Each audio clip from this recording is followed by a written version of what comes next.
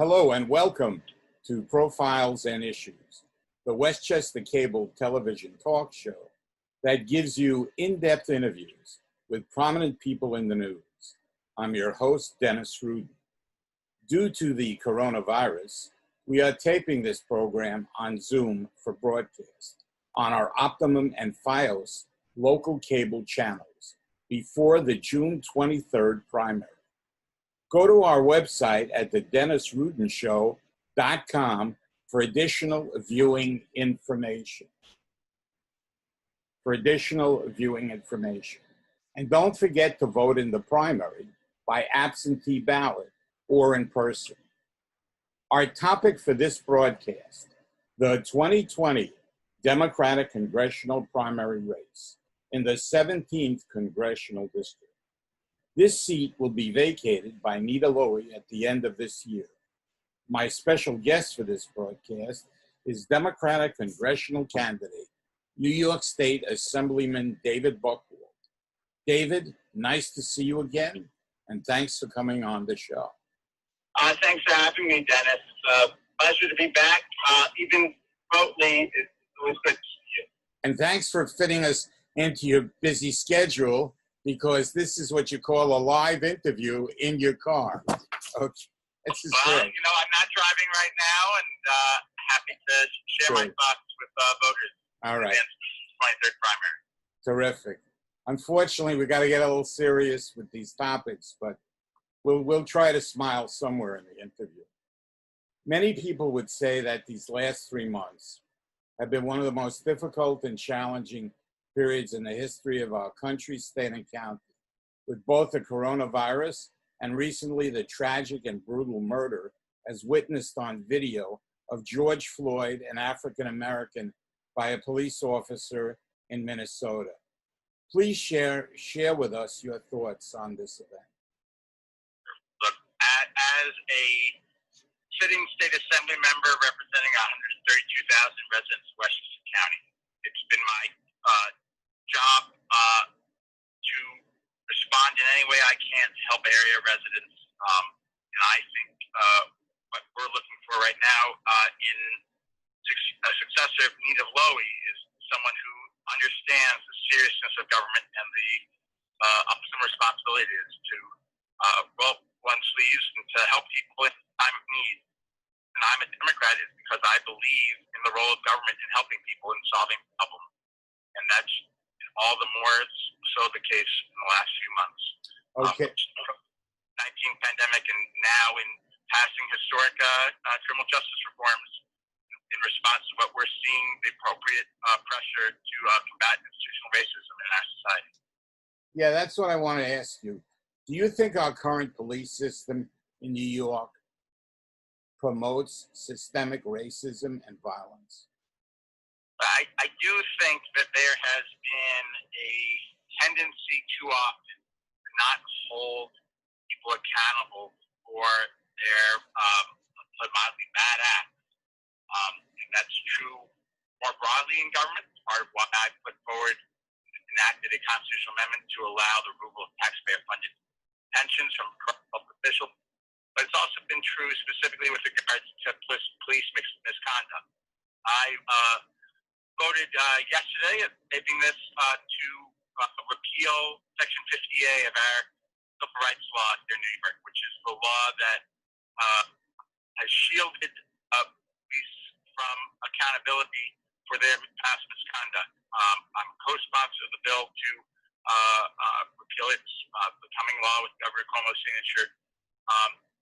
And that is just the latest example of things I've done to promote transparency in government, to improve our state's freedom of information law, to make sure that we do not have a system that tolerates racism.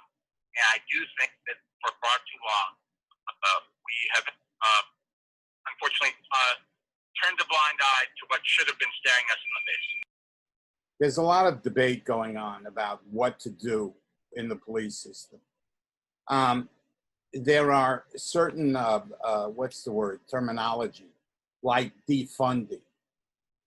Does defunding mean that you just close the police department you make it smaller? Or does it mean that you transfer certain resources like tanks and military equipment, you take that out and redistribute that to other places, or possibly like hire psychologists to answer a emergency calls with people that are contemplating suicide? Look, I can't speak for others, and I'm running for federal office, and obviously, although there are federal law enforcement agencies, for the most part, police departments are run through local governments in our country. What I can say is we do need to rethink how law enforcement is funded in our country. You're absolutely right, Dennis. The federal policy of having provided military-style apparatus and weapons to police departments is inappropriate. At the same time, we just did something in New York State I'm proud of, which is to fund the placement of body cameras for our New York State police. So that is something where, yes, it might be an increase in funding for something that keeps the public safe, but also keeps good cops knowing that when they act appropriately, there will be video evidence to back that up.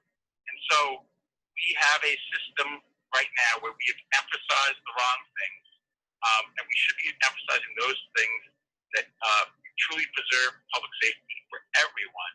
And that is something that I think our Congress and our federal government should be leading by example.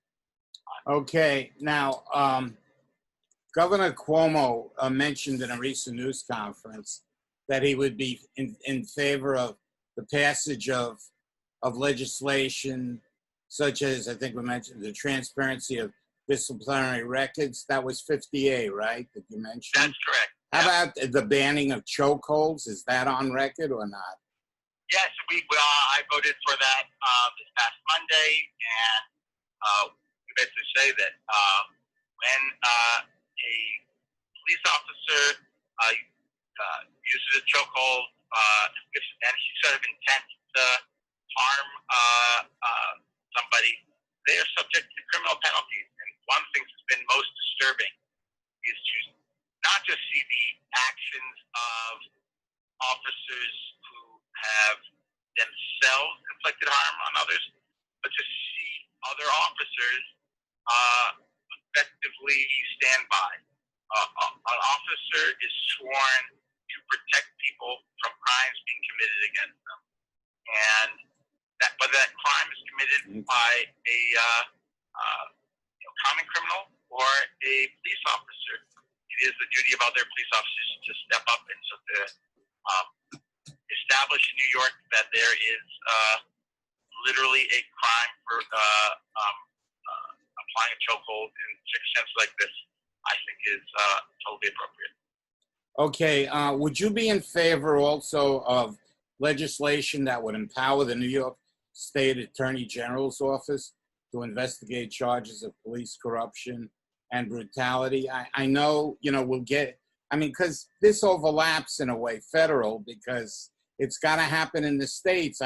Obviously it's not happening on, the President Trump doesn't seem to be doing anything, so that's why I'm asking you. Plus, you're in the assembly now, Well, look, I do think we should have a national law to ensure independent investigations of these involved deaths and shootings. We've had that rule in New York State for a few years under an executive order that Governor Cuomo issued. But yes, I have voted to make that rule in law so that a future governor cannot undermine the notion that it can't be the local district attorney who works every day with police officers as well. They should, but who then investigate those very same cops if something has happened in connection with performance of their duties. Okay, yesterday, which was Tuesday, Westchester County entered phase 2 of the Back to Work program, during the COVID virus. We lost 24,000 New Yorkers from the virus, 2,600 in the Hudson Valley. Are you satisfied the way the federal, state, and county governments responded to the crisis? No, I mean, first of all, the leadership from the Trump administration has been sorely lacking. There was not a serious effort to procure personal protective equipment. There was a totally hands-off attitude at the federal level, allowing states and local governments and private business to all be competing against each other. Crucial personal protective equipment, ventilators, and other needed supplies. That needs to change. And frankly, long run, we need to make sure that a lot of that manufacturing capacity is within the United States, so we are not dependent on other countries like China for it. But beyond that, there has been I think, distinct disparity between those portions of government, like the Trump administration, that have not prioritized science and making sure that we are keeping people as safe as possible based on the best science. And I was a physics major in college, so I've always appreciated relying on facts and actual scientific expertise. Versus here in New York State, where we have a much more transparent approach when it comes to what are the standards for opening up in different phases. And that's not to say that New York State has done everything correct. I think we can definitely look back and see that decisions, for example, actually with nursing homes, were not as conscious of people's safety as they could have been. But just quickly, do you think? How did you feel about the way the governor and the county executive here in Westchester responded to the emergency? Well, I think they have been much more transparent and forthcoming and communicative, and that is crucial in a time of crisis. Governor Cuomo and County Executive Latimer hold daily briefings. I have the honor of participating on daily calls with the governor's office to relay the views of and the needs of people here in the Lower Hudson Valley. County Executive Latimer has strived to make sure there's as much coordination between different levels of government. Part of why it's particularly meaningful to me that in my congressional run, George Latimer has endorsed me. He knows that we need an experienced and conscientious Congress member, and I'm honored to have his support. Okay. Now, as a result of the coronavirus and the death of George Floyd, have any of your priorities changed as to what you would like to accomplish in Congress in your first term, if elected? I do think that the new Congress that convenes in January 2021 is going to be faced with areas that we have to tackle, whether it's first and foremost keeping people safe from maybe a potential second wave of pandemic or a future pandemic, restoring our economy. We sit here today, unemployment is at levels we have not seen since the Great Depression, or whether it's tackling some of the long-term issues that, frankly, in some sense go back to the founding of our country, but that have certainly not solved. Go ahead. We need to make sure that the next Congress is a Congress of action. I sincerely hope we have a new president to be a full partner in that process. All right. In the remaining few moments we have left, I'd like you to look straight into the camera or whatever device you have there, and tell the voters why you feel they should elect you to Congress.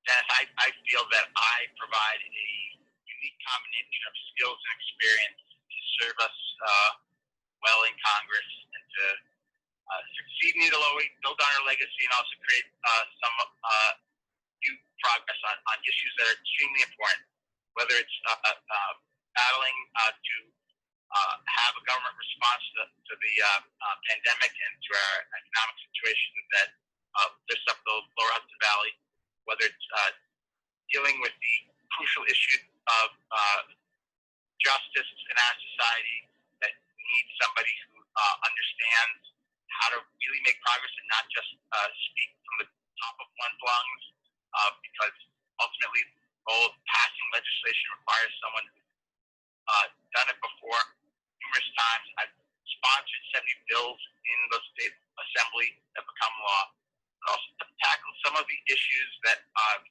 consistently been important to residents of Lower Hudson Valley, whether it's dealing with corruption in government, combating the gun violence epidemic, dealing with climate change and promoting the Green New Deal, supporting fundamental rights, the rights of workers to organize, the rights of women to make their own reproductive health decisions.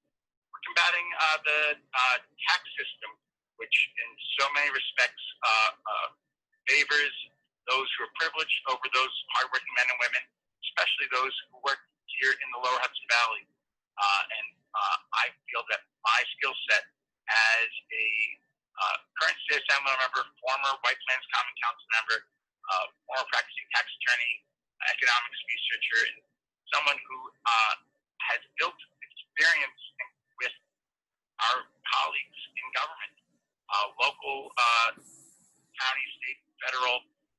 That's why over 80 organizations and individuals have endorsed me, led by our county executive, George Latimer.